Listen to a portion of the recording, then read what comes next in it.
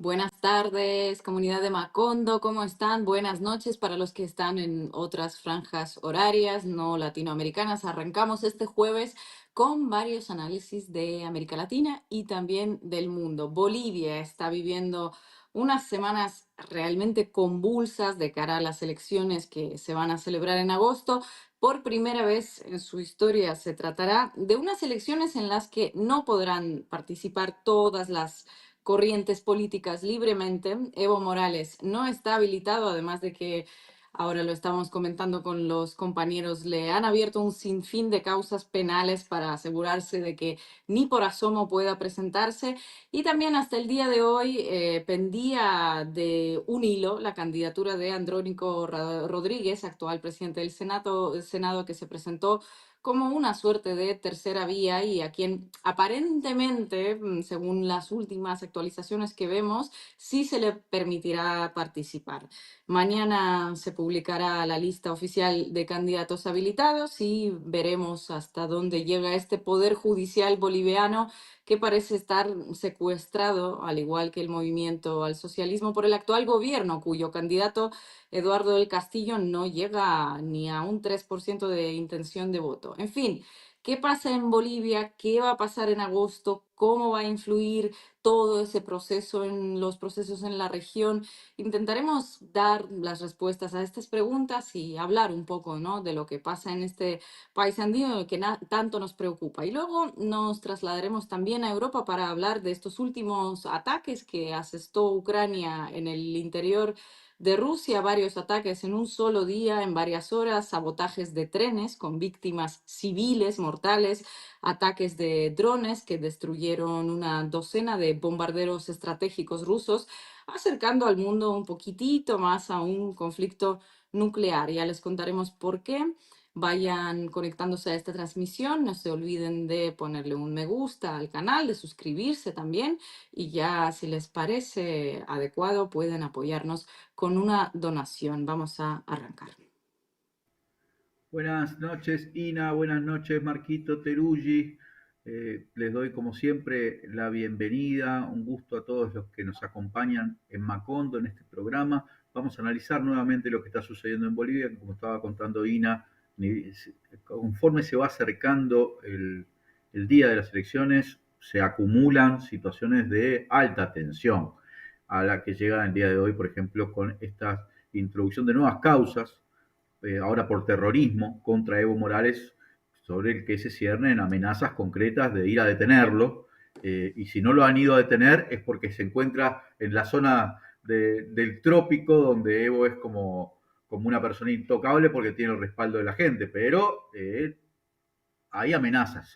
Nos acompaña la politóloga Adriana Salvatierra, expresidenta del Senado boliviana, una dirigente política muy cercana al proceso, digamos, revolucionario que gobernó Bolivia durante 15 años prácticamente y que no sé cómo lo está viendo ahora Adriana. Hace pocos días escuchaba al expresidente García Linera diciendo que estábamos en una especie de decaimiento sin gloria, sumido lo que fue el movimiento del socialismo en una crisis interna tremenda, con enfrentamientos entre varios de sus figuras más importantes, entre ellas el presidente Lucho Arce Catacora, con el líder histórico del movimiento que es Evo Morales, pero en divisiones que han llegado a la persecución, al enfrentamiento e incluso al intento de asesinato, no hace mucho, del propio Evo Morales, algo que analizamos acá en Macondo. Bueno, ¿cómo es la situación hoy, Adriana, con estas nuevas causas contra Evo, que parece estar inhabilitado de manera definitiva por la justicia electoral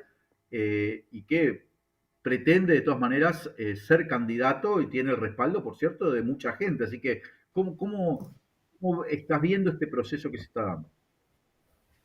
Bueno, primero creo que agradecerles el espacio, Ina, Leandro, Marco, emocionada de estar aquí, la verdad. Yo hace mucho tiempo y hace muchos años sigo mucho, particularmente la trayectoria periodística y comunicacional de Ina, siempre lo he manifestado más en espacios públicos, me he declarado fan y lo vuelvo a hacer públicamente, porque cuando una compañera digamos, representa no solamente, digamos, la coherencia de las ideas, la posibilidad de plantear nuevos temas, nuevas discusiones, nuevas agendas con frescura y además logrando construir una comunidad importante, siempre creo que es importante ponerlo en valor.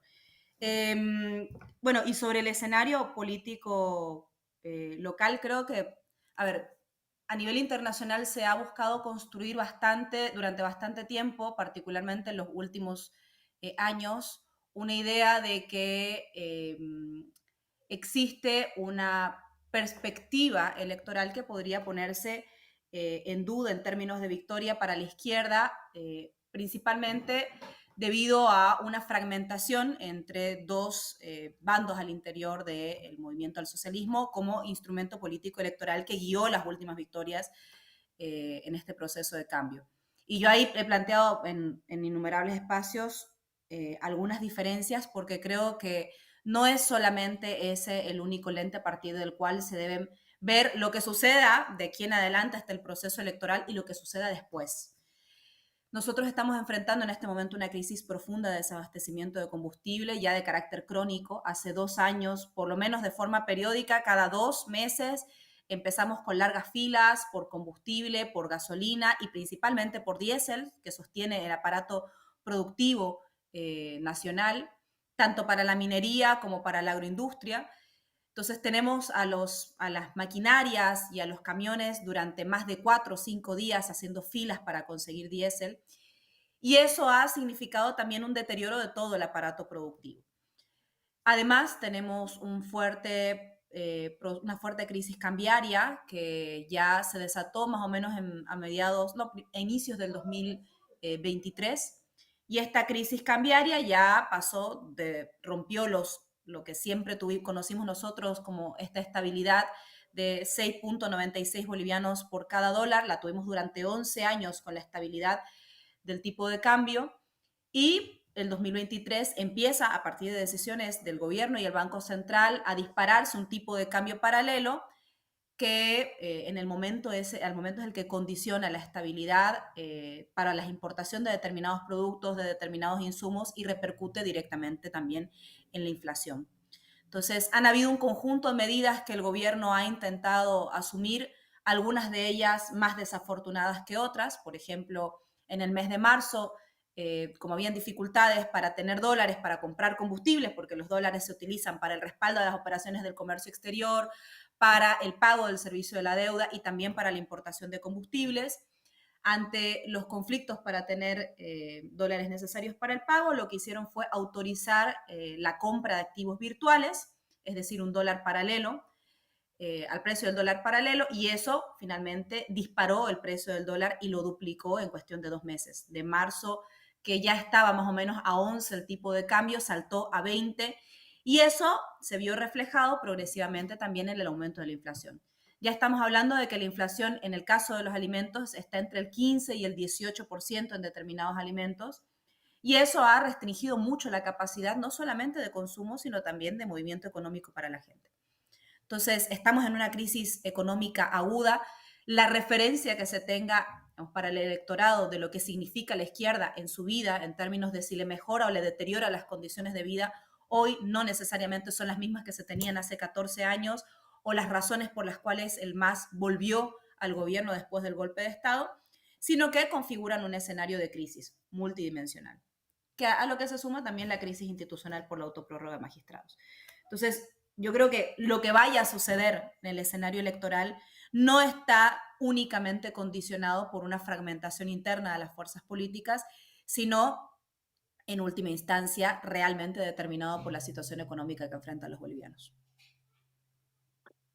Adriana, ¿cómo estás? La verdad que hay como muchas preguntas para hacer, ¿no? Para intentar entender lo que ha sido una crisis, un enfrentamiento, una persecución que lleva meses, años agudizándose, pero llegado a este punto, a veces parece que casi el último objetivo del gobierno, o su objetivo final, el que le queda, es impedir que Evo Morales sea candidato, pase lo que pase.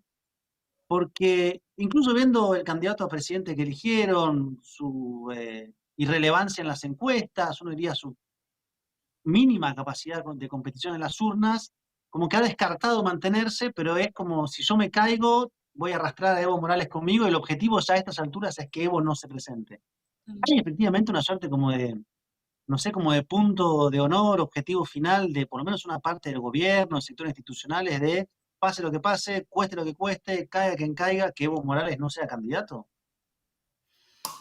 Yo creo que sí, que no está solamente determinado por el accionar judicial. O sea, el año pasado vimos en el mes de octubre cómo tirotearon el vehículo en el que se trasladaba Evo Morales intentando una orden de aprehensión, ordenando después el propio presidente una investigación que al día de hoy está cerrada. En realidad lo que sucedió es que se ha ido destruyendo progresivamente todo para nada. ¿Y por qué digo todo para nada? Porque cuando empieza la división interna, eso se refleja en la votación de la Asamblea Legislativa. Nosotros teníamos como movimiento al socialismo, al alcanzar la victoria con el 55%, obviamente más del 50% del Parlamento. Cuando empieza esta tensión interna, se fragmenta nuestra propia bancada y cuando el gobierno empieza a no encontrar los consensos necesarios para aprobar, por ejemplo, créditos necesarios, empieza a apelar a las sentencias judiciales. Entonces, una de las primeras acciones que nosotros identificamos como parte de este encumbramiento del órgano judicial por encima de los otros órganos del Estado, que es el paso principal para el lawfare, fue precisamente que una sala constitucional compuesta por 2 jueces, declaró con una sentencia la improcedencia de cualquier interpelación de un asambleísta ante un ministro de Estado. Eso finalmente mutila las atribuciones fiscalizadoras de la Asamblea Legislativa. Luego, durante todo el 2023, vimos que el Tribunal Constitucional, que es una parte del órgano judicial, empezó sistemáticamente a poner trabas al proceso de preselección que debería generar la lista para la elección de magistrados que debería haberse realizado a finales del 2023. Y cuando llegó diciembre, obviamente después de todas las trabas que pusieron, salieron a decir la Asamblea nunca se puso de acuerdo, así que nosotros vamos a autoprorrogarnos con una sentencia emitida por el propio Tribunal Constitucional.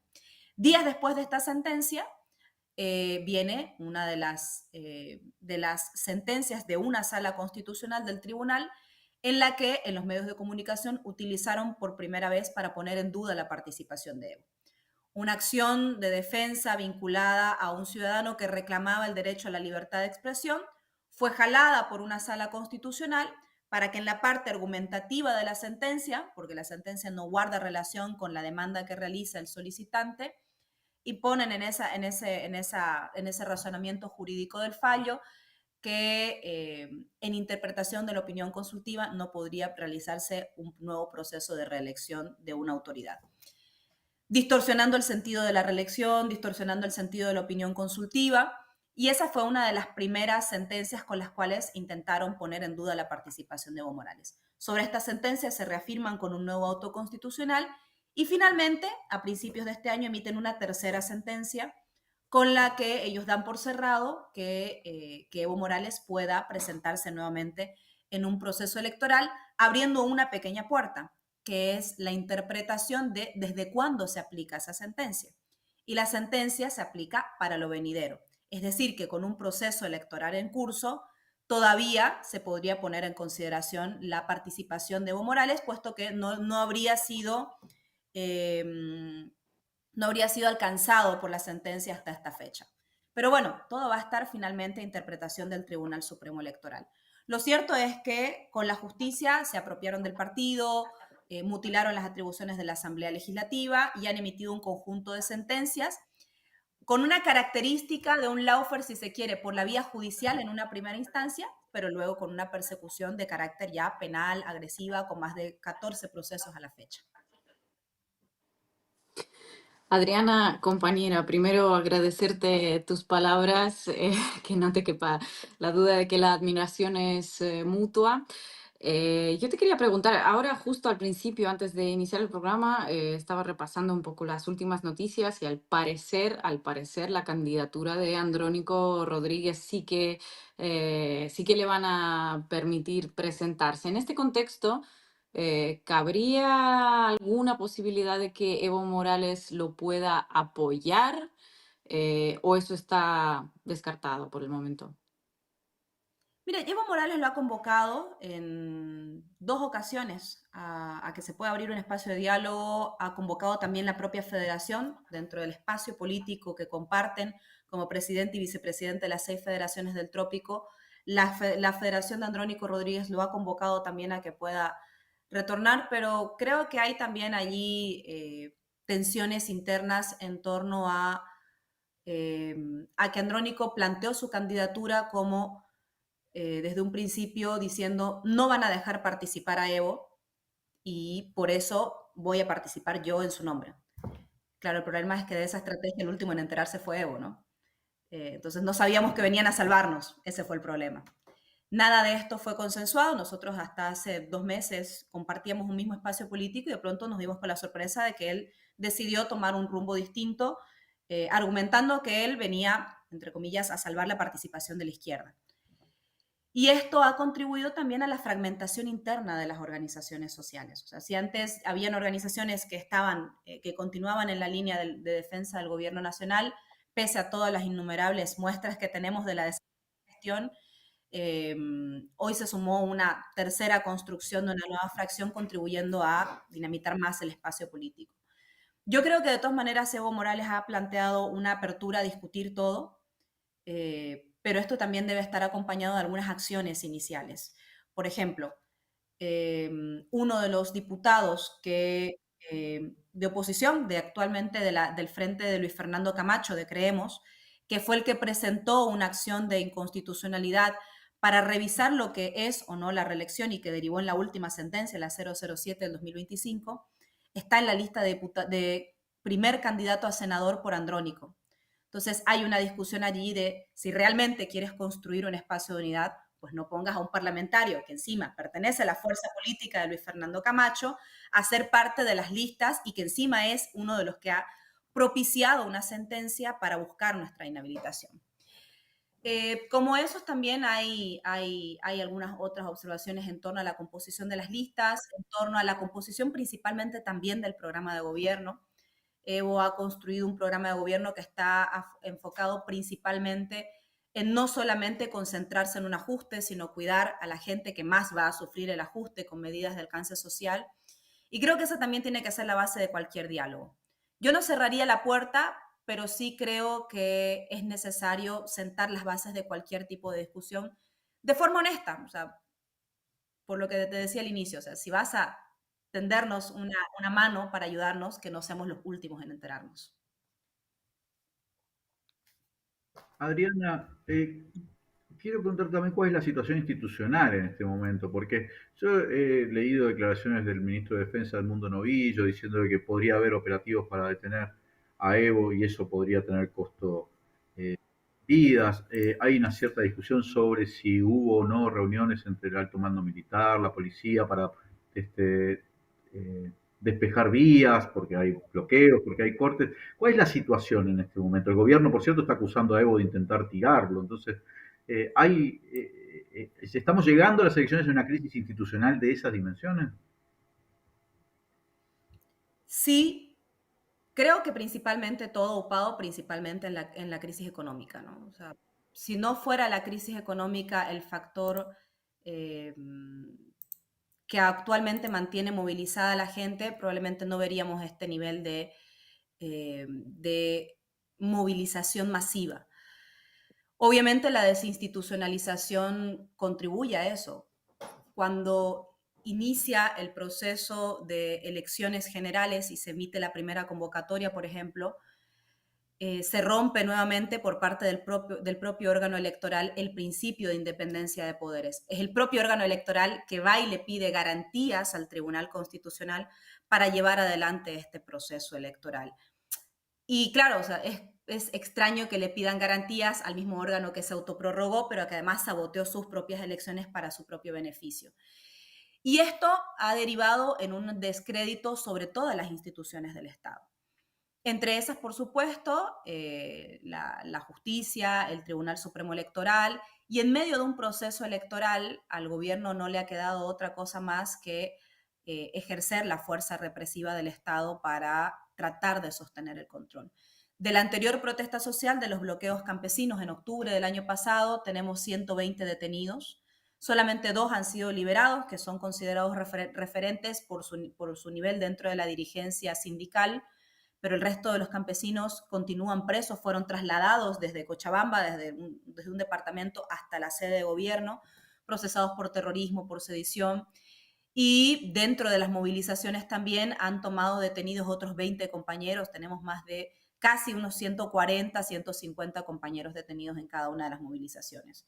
Yo creo que es parte también de la descomposición del gobierno nacional, ¿no? La necesidad de apelar a la fuerza, apelar al aparato represivo del Estado, tanto desde la justicia como la policía y las fuerzas militares, cuando hay un evidente vaciamiento de la legitimidad, esa legitimidad del 55% que ahora está en 1.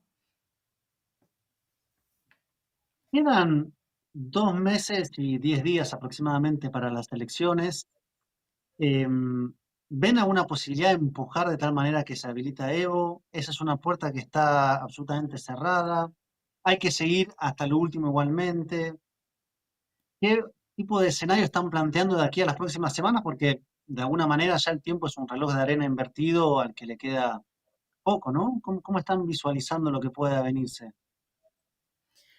Mira, para mí lo más preocupante es que el nivel de crisis económica en el que nos encontramos requiere construir determinados consensos que requieren como base principal la legitimidad, una legitimidad que provenga de un proceso electoral abierto, transparente, plural, participativo, limpio, ¿no?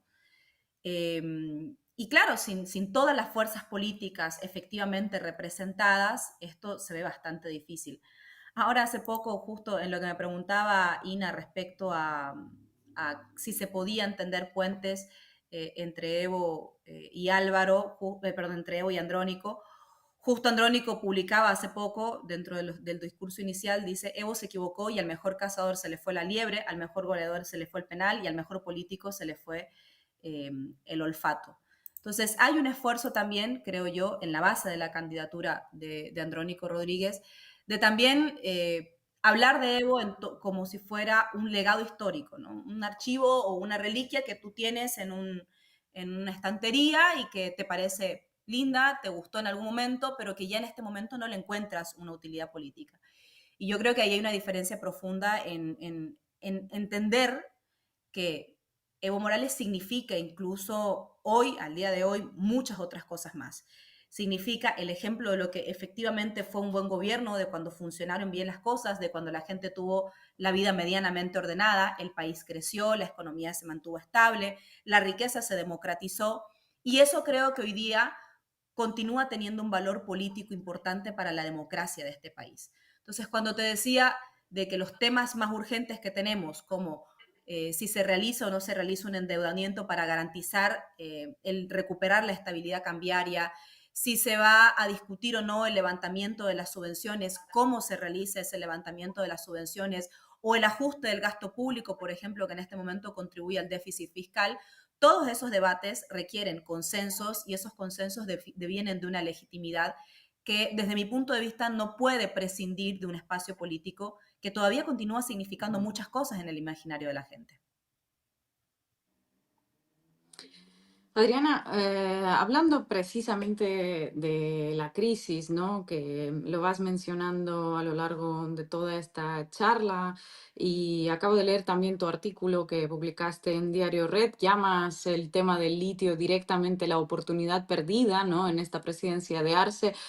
Yo me pregunto, ¿cómo es posible que alguien que fuese bautizado, ensalzado, si quieres, por una gran cantidad de medios internacionales como el artífice del milagro económico boliviano, pudiese llevar la situación económica en el país hasta este punto, ¿no? Que todos los analistas de Bolivia con los que hablamos, pues nos hablan, una de las primeras cosas que mencionan es la gravísima crisis económica, porque tú dices, vale, pues vamos a pensar en factores externos, la pandemia, la guerra ruso-ucraniana que le pilla a Bolivia un poco lejos, pero la pandemia también fue hace 5 años. ¿Qué pasó en este mandato de Luis Arce que no ha podido mantener la economía a flote?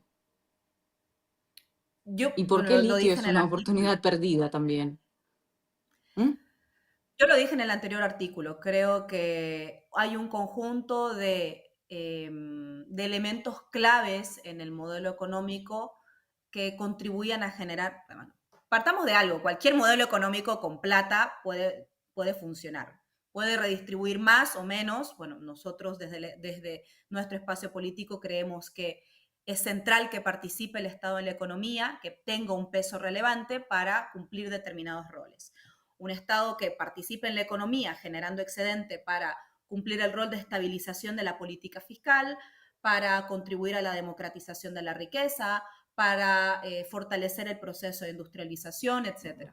Entonces, yo creo que el principal problema, en conclusión, en el gobierno de Luis Arce es que se ha ido replegando progresivamente el papel del Estado en la economía y se ha ido cediendo paso al mercado. Eso se ve en las exportaciones. Ahí lo digo, en el periodo de Evo Morales, es cierto, gran parte era gas. Entre el 35 y el 50% de las exportaciones eran estatales, el resto eran privadas. Ahora ese porcentaje es apenas el 26%. Entonces uno dice, bueno, ¿qué es lo que se preveía si es que existía una natural declinación de la producción de gas? Y ahí es donde estaba la oportunidad del litio. Desarrollamos la industria del litio con el objetivo de que nos alcancen los precios más altos de materia prima de carbonato de litio con plantas funcionando. Y inauguramos la planta de cloruro de potasio también, que es una planta de fertilizantes con un mercado seguro hasta el Brasil, que demanda 16 millones de toneladas anuales. Nuestra plantita producía 350.000 toneladas anuales. Y la idea con esas plantas, tanto de cloruro de potasio como carbonato de litio, era que entren en acción para contener la disminución de los recursos provenientes del gas. Lo mismo con nuestra política de exportación energética. En el caso del carbonato de litio, concretamente, lo que hizo Luis Arce fue que, bueno, primero lo que hizo Yanine Áñez fue interrumpir el proceso de construcción de la planta de carbonato de litio que inició en la gestión de Evo Morales. Luis Arce, en vez de retomar ese proceso de construcción, dijo en 2021, hay nuevas tecnologías, entre ellas la extracción directa de litio, que en vez de producir 15.000 toneladas como la planta industrial que dejó Evo Morales, va a producir 100.000 toneladas al 2025. Bueno, con esa promesa dejaron pasar la planta, no fortalecieron, no aceleraron el proceso de construcción y finalmente fue inaugurada a finales del 2023, cuando ya estábamos en los últimos precios altos de materias primas. Tanto el 2022 como el 2023, el precio de la tonelada de carbonato de litio estuvo entre 80.000 y 40.000 dólares la tonelada, y mientras esos precios estuvieron altos, nosotros no pudimos exportar carbonato de litio, porque Luis Arce deliberadamente decidió optar por una nueva tecnología que hasta el día de hoy no se pone un solo fierro de esa planta. No hay nada. Solamente hay convenios que están esperando ser aprobados desde hace 6 meses en la Asamblea Legislativa. Entonces nos perdimos la oportunidad del carbonato de litio, porque ahora la tonelada está entre 8.000, 10.000 dólares y no tiene perspectivas, por lo menos hasta el 2028, de superar los 13.000, 18.000 dólares la tonelada. Lo mismo nos sucedió en materia energética. Nosotros teníamos un proyecto muy importante para obtener ingresos por exportación de energía eléctrica. Empezamos a invertir más de 1.300 millones de dólares en fuentes de energía alternativas, renovables, pero también en nuestras termoeléctricas. Y la idea era vender energía a países vecinos y convertirnos en el corazón energético de Sudamérica. Ese proceso se vio interrumpido cuando en el golpe Yanine Áñez elimina el Ministerio de Energía, elimina las inversiones en energías renovables y Luis Arce no retoma ninguno de los proyectos. Al único país que al día de hoy le estamos exportando energía, de los 4 a los que hicimos convenio, es a Argentina. Entonces, claro, con todo eso es fácil comprender por qué el Estado dejó de percibir ingresos, excepto en oro. Pero el problema con el oro es que al ser una exportación principalmente de carácter privado, no genera los mismos ingresos por impuestos y regalías que los hidrocarburos. Adriana, yo tengo una última cortita, además que no tenemos mucho tiempo, pero con este panorama de acá, el 17 de agosto, faltan poco más de 2 meses, ¿tiene alguna posibilidad la izquierda boliviana de conservar el gobierno? Yo creo que, bueno, hasta ahora nunca hubo segunda vuelta, pero en el caso de que eso sucediera, de que habría alguna posibilidad por lo menos de confluir en una segunda vuelta entre las diferentes opciones que están planteándose del campo de lo que alguna vez fue el movimiento socialismo, ¿no? A ver, yo creo que hay una invitación a un pragmatismo electoral que pasa por encima de todo eso, ¿no? Yo creo que el pragmatismo, si se apela a él, debe estar asentado en otras cosas. Nosotros, por el momento, lo que estamos enfocados es plantear que pueda participar Evo Morales a través de alguna de las fuerzas políticas que están corriendo en este momento, que pueda presentarse a las listas, buscar la participación y hasta allí hemos previsto en ese momento.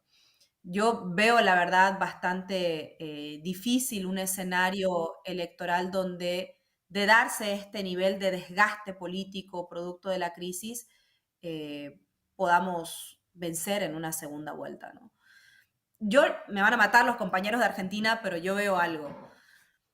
En el caso de Argentina, yo creo que la crisis y particularmente la inflación flageló el alma del electorado argentino. Y pese a que Cristina probablemente no tuvo la misma forma de actuar de Evo Morales al momento de separarse políticamente, Evo Morales rayó la cancha el 2022, de ahí vino en adelante todo esto que mencionábamos, ¿no? La forma en la que se apoderaron del partido a punta de sentencias, cómo intentaron inhabilitarlo a punta de sentencias, cómo intentaron dejar afuera cualquier partido político que se acercara a Evo Morales, fue inmediatamente eliminado de la contienda electoral. Pese a que no existió el mismo comportamiento y respuesta de Evo Morales en el caso de Cristina, de todas maneras, y pese a que además Massa hizo una campaña impecable, yo creo que la economía fue el factor determinante. Y aquí la principal factura que puede terminar cobrando la izquierda, más allá de la unidad de si existe o no existe, por supuesto, esperemos que se logre construir y que no se pongan trabas en este proceso, pero es el resultado de las actuales circunstancias económicas, ¿no? O sea, la gente está realmente incómoda con la situación de la crisis energética, incómoda con la inestabilidad cambiaria, incómoda con los niveles de inflación que nosotros no conocíamos. O sea, estamos generaciones enteras ante un escenario totalmente nuevo en el ordenamiento de nuestras vidas y que se traslada para la gente más pobre en que la gente no está comiendo. Entonces, creo que ese es el principal desafío para la izquierda. No es solamente la victoria electoral, sino el desafío de recuperar la esperanza de la gente y que la asociación que se haga a partir de lo que significa la izquierda en su vida no sea la escasez, el desastre y el desorden, no sea la crisis y el hambre, sino que sea efectivamente recuperar la esperanza de tener tiempos mejores. Adriana Salvatierra, muchísimas gracias, compañera, por esta entrevista. Ha sido un placer tenerte en este espacio. Ojalá vuelvas a Macondo. Gracias. Hasta una próxima oportunidad. Bueno, nosotros con esta, la verdad que un panorama un poco triste que nos pinta Adriana de Bolivia, vamos a seguir hasta agosto, supongo, hablando de lo que pasa en ese país, que tan ilusionante ha sido el proceso y tan decepcionante se está volviendo, ¿verdad? Bueno, vamos a la tanda y nos venimos a este continente ahora.